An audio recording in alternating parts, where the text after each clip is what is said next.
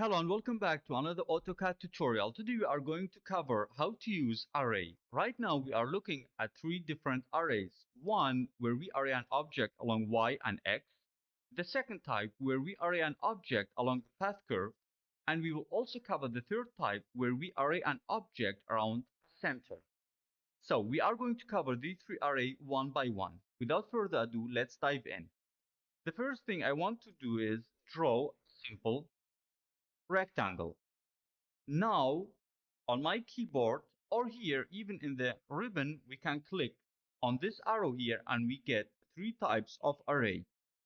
But I rather prefer to type my commands. Simply type array and we get a list of different array commands. The first one we are going to use is array rectangular. Click on it. Now, the first thing we have to do is to select the object we want to be arrayed.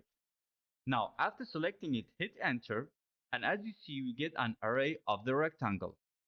And this list here in the ribbon pops up where we can modify it.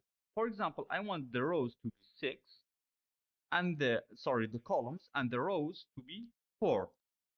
We could change the distance between the columns to, let's say, 9, and the distance between the rows to, let's say, 4.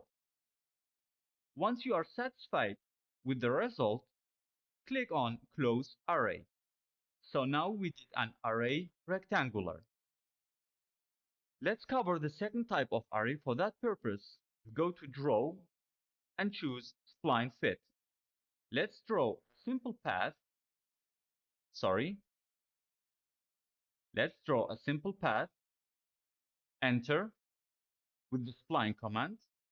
And now let's draw a rectangle. I want to array this rectangle along this path curve. To make it more clear, I want to change the color of the path. Also, I would like to align this side of the rectangle to my path curve. You don't have to do that, but I want to do it.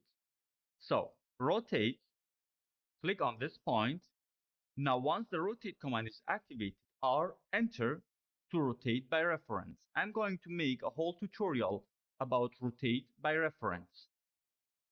If you are interested in this tutorial and don't want to miss it out, hit like, subscribe to our channel, and also don't forget to hit the notification button in order not to miss our upcoming tutorial. So, to array this object along the path curve, I have to type array again, and this time, instead of array rectangular, I would go for array path. Click on it. Again, you have to select the object first, then enter, and the second step is, as you see, it tells us select path curve. This is my path. Now I have my path curve activated. The rectangle is arrayed along the path curve. I can again change the values, the distance, and much more. I could even hit this one and change the number of items to, for example, 5. I could click and drag this triangle here, even modify it more or less. Once I am done with the modifications and it looks good, I want to hit close array. And whenever I want to do any editings to the array I have done, you could simply click on it and still do the adjustments. So it's a non-destructive method until you explode it.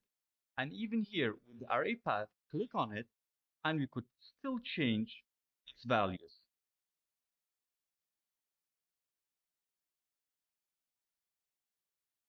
and much more.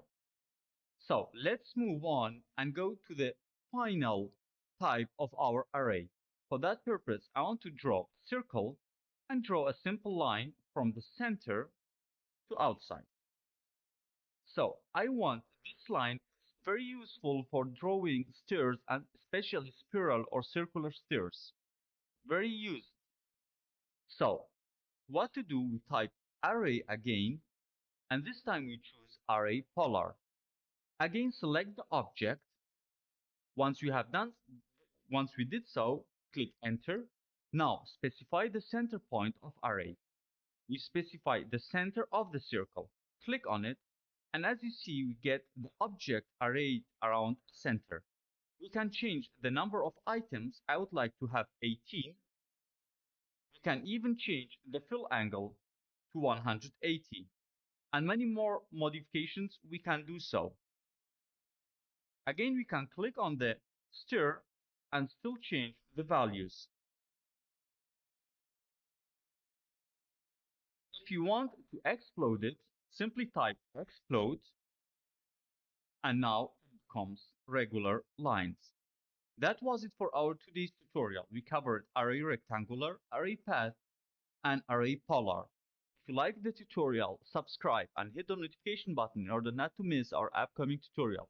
Thanks for watching. Let me know in the comment section if you have any questions or suggestions for me. See you.